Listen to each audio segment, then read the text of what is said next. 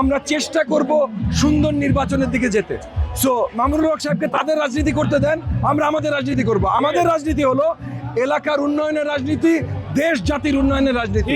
জনাব তারেক রহমান পুরো 20 কোটি বাংলাদেশি জনতার জন্য যেমন কাজ করছেন, 300 আসনে 300 জনকে উনি দায়িত্ব দিয়েছেন ওই আসনের লক্ষ লক্ষ জনগণের জন্য কাজ করবার। আমাকে দায়িত্ব দিয়েছেন এই ঢাকা 13, মোহাম্মদপুর, শেরেবাংলা নগর, আদাবরের জনগণের জন্য কাজ করবার। আমরা সেই কাজগুলো করছি। এই এলাকার সন্ত্রাস দমন করবার জন্য কাজ করছি। এই এলাকার জনগণের যত ভোগান্তি আছে, বেকারত্ব বলেন, রাস্তার দুরবস্থা বলেন, গ্যাস সংকট বলেন, সব কিছু নিরসনের জন্য কাজ করছি। এবং আমরা দেখেছি অত্র এলাকায় একমাত্র আমরাই কাজ করছি। সো আমরা খুবই আশাবাদী, মানে আপনি যদি বলেন আমরা অত্যন্ত কনফিডেন্ট যে সামনের নির্বাচনটা জনগণ আমাদেরকে ধানের শীষ মার্কায় ভোট দিয়ে জয়যুক্ত করবে। আজকের আমাদের এই সমাবেশ, এই র্যালি, আমরা এলাকাবাসীকে জানান দিচ্ছি তাদের জন্য কি কাজ করছি সেগুলো তাদেরকে জানাচ্ছি। এবং প্রত্যেকটা ভোটারকে, আজকে ছুটির দিন বলেই আমরা আজকে র্যালি রেখেছি।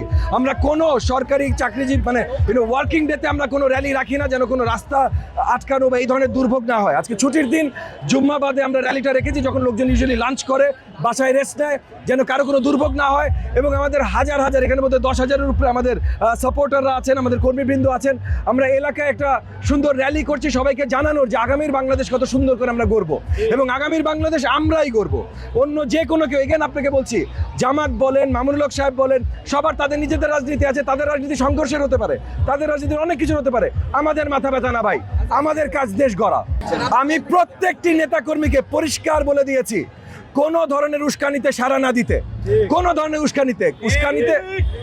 উস্কানিতে সাড়া দিব না বলে আমরা দুর্বল তা না, কিন্তু সবচেয়ে বেশি শক্তি আমাদের বলেই আমরা, এবং তারা উস্কানিও দিতে চাচ্ছে এই কারণে যে সবচেয়ে বেশি শক্তি আমাদের।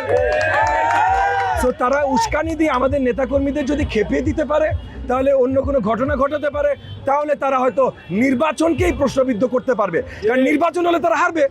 সো নির্বাচনকে প্রশ্নবিদ্ধ করতে পারলে হয়তো নির্বাচন থামিয়ে দেওয়া যাবে। আমরা এগুলো হতে দেব না, কোনো উস্কানিতে আমরা সাড়া দেব না। জনগণের জন্য কাজ করছি, জনগণের ভোটেই জয়যুক্ত হয়ে আসবো। মামুনুল সাহেব, অন্য যে কোনো সাহেব কি করলো ভাই, তাদের করতে দেন। শুনেন, বাজে মুখে বাজে কথাই বের হয়। আমরা কাজের লোক ভাই, আমরা শুধুমাত্র কাজই করে যাবো ইনশাআল্লাহ।